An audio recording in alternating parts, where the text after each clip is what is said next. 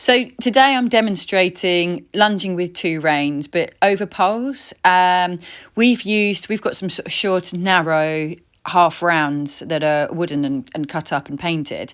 I like these particularly for doing trot poles because they don't move if they stand on them, and they're much safer than poles that move and roll. And I've had some very careful horses before stand on them and then get quite worried about coming to them again because they are genuinely concerned, understandably, that they're going to move. So the other benefit, obviously, of these sort of narrower poles is the fact that you have to be more accurate with them.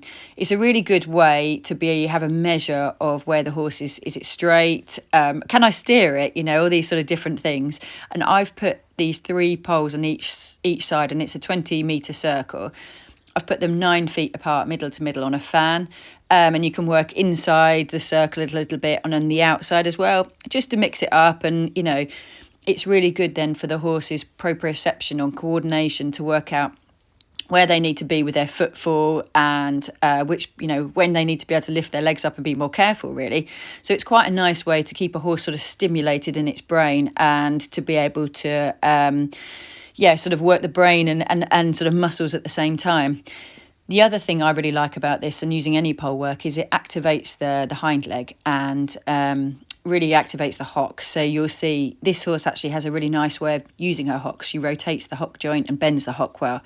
And these aren't raised, obviously, but you can use raised poles, which makes them activate even more.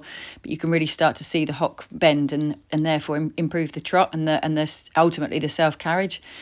I do the same thing sort of in canter and play around a little bit using outside the circle to start with and then coming onto the poles eventually once I've sort of, gained control, and I can use the poles as a measure of how much I need to steer her.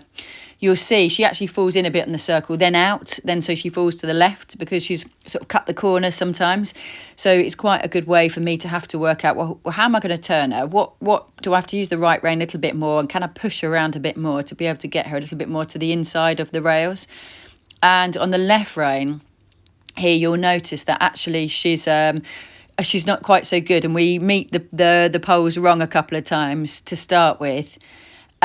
She falls in on the left rein quite badly, and you'll see me all the time trying to push her forwards and get her a little bit straighter. Sort of likes to bend and bring her body in, but she's ever so clever there because how she sort of canters over the poles and doesn't touch them. She's a very, very careful horse, and you'll see the next time again sort of meets it too close, makes it hard for the distance. But and then loses balance and goes disunited, then trots and then has to canter again. But what I really like about her is that, okay, the next time's not perfect, but you'll see the next time again here, she's already sort of self-taught and trained herself to improve, to work out, I need to be a little bit further back, take more time, so she can gauge the exercise better. I haven't actually done anything with her then. She's just worked this out herself, which is a really nice way to see what's their brain like, how careful are they, and how much can they think themselves to be able to be a bit, sort of improve the exercise themselves. And then obviously, as I always do, I finish with a stretch, let the muscles cool down, and I'd give her a good walk off for sort of, good 5 minutes afterwards to make sure that her muscles are cool.